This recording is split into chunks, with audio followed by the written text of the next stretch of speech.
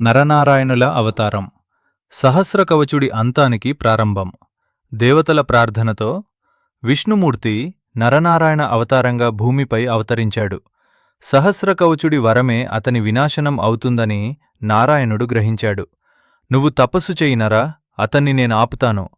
నరుడు 1000 ఏళ్ళు శివునికి తపస్సు చేస్తే నారాయణుడు సహస్రకవచుడితో యుద్ధం చేసేవాడు. తపస్సు పూర్తయ్యాక నరుడు వచ్చి ఒక కవచాన్ని ఛేదించేవాడు. కాని సహస్రకవచుడు కూడా వారిని మించిపోతానని భావించాడు.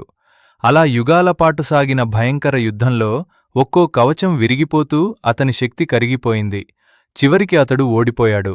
కాని అతని కథ అక్కడితో ముగియలేదు. యుగాలు గడిచినా అతని ద్వేషం చావలేదు.